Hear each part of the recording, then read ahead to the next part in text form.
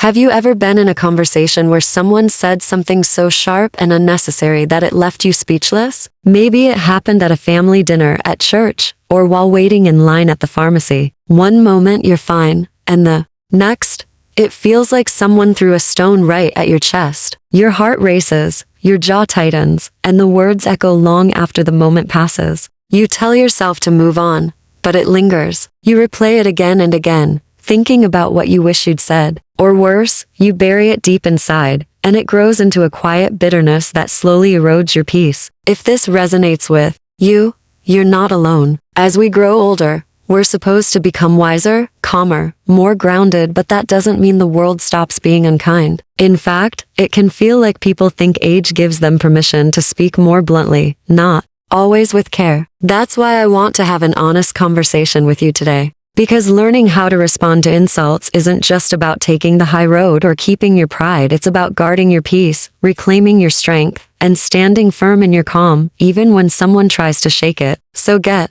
comfortable, grab a warm cup of tea or coffee, and let's talk about 8 deeply practical and powerful ways to respond when someone insults you. These aren't just abstract ideas, they're grounded in real wisdom and shaped by life as it's actually lived. Let's begin with something small but transformative. The pause. Picture this. You're at a family gathering, and your brother-in-law takes a jab. Still doing that little business of yours, huh? Must be nice not to worry about real work. A few people laugh uneasily. Some look at their plates. Some look at you. You feel that sharp sting in your chest. Not just because it was rude, but because it was clearly meant to undermine what you've built with care. You could snap back. You could defend yourself or return fire, but instead, you take a breath. You look him in the eye, smile gently, and say, "Thanks for sharing your opinion. I'll think about that." Then, you take a sip of water like it's any other moment. That is strength. That pause isn't weakness. It's control. You're not getting pulled into someone else's chaos. You're anchored in your own peace, and no one can take that away. Linda, a retired school principal from Kansas, told me once about Thanksgiving dinner when her nephew joked that she was becoming a garden-obsessed old lady. She felt the sting and almost fired back, but she smiled and said, "That garden has taught me more about patience and joy than half of what I learned in my 20 seconds. You should try it." The table went quiet, not from tension, but respect. Her nephew looked surprised, then moved on. Linda finished dinner with a peaceful heart. That's what the pause gives you. A chance to decide who you want to be in that moment, not who someone else is trying to provoke. Now, once you've paused, another skill becomes available: reframing. It's not always easy, especially when the words cut deep, but most insults say more about the person saying them than they do about you.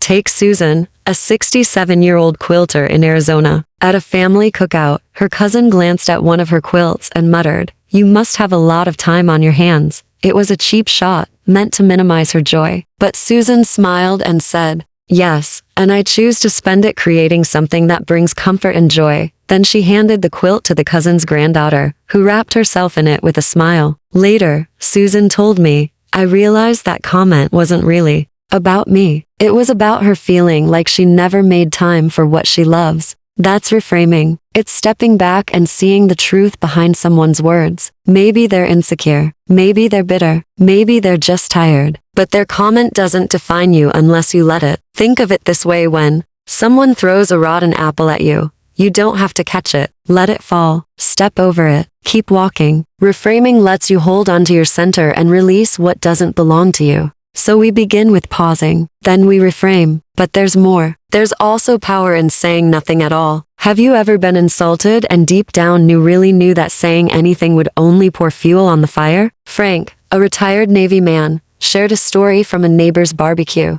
A man he barely knew smirked and said, "So what do you even do these days? Just sit around watching TV?" Frank clenched his fists. He wanted to list all the ways he still contributed: his walks, volunteer work, mentoring veterans. But he didn't. He met the man's eyes, gave a polite smile, and turned to the person beside him and asked how their grandkids were. The conversation shifted. The man later came back and apologized. "Frank told me, it wasn't about being right. It was about not letting someone small pull me down." Silence isn't giving up. It's choosing peace. It lets people sit with their own words. Often, They hear them better when there's no reaction to bounce off of. This brings us to something connected, emotional detachment. Not coldness, not shutting down, but the ability to not absorb every insult. Carol, a widowed grandmother, told me about a Sunday lunch when someone commented, "Still living in that old house by yourself? Isn't that lonely?" The words stung. That house held her life's memories. But Carol smiled and said, "It's full of peace and love to things every home should have."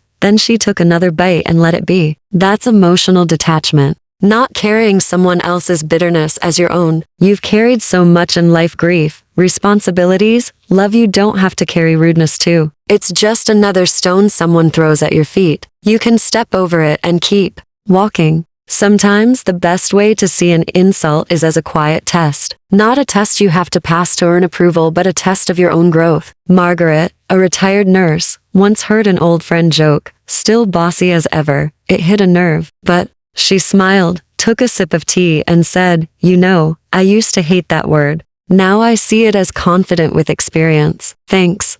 The room smiled with her. The friend didn't know what to say. Margaret didn't react. She rose. That's what happens when you treat these moments as chances to grow, not to fight. Especially with younger generations watching. You're modeling maturity, not by pretending things don't hurt, but by not letting them steal your joy. And now we come to something most don't expect: the ego. The voice that says, "Don't let them get away with that." Or, "If you don't respond, you'll look weak." The ego wants to win, but peace doesn't need to. John, a retired firefighter, once had his advice dismissed at a community meeting with the words, "Some folks just love to hear themselves talk." His pride bristled, but he smiled and said, "Maybe so," and stayed quiet. Later, he told me, "Only my ego wanted to fight. My peace didn't."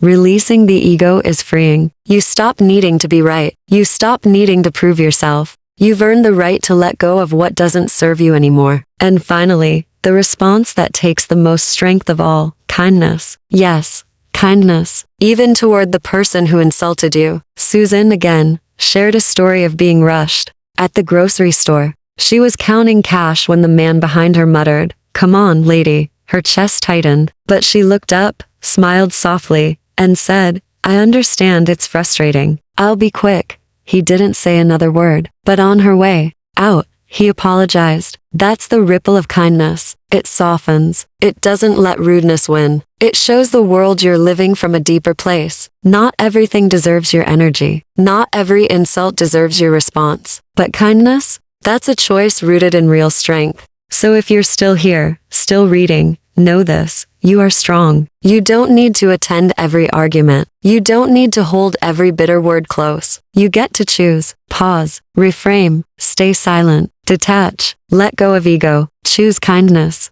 Because your peace, it matters. And the older you get, the more sacred it becomes. You've earned it. Keep it. Let everything else fall away. Ask chat gapped.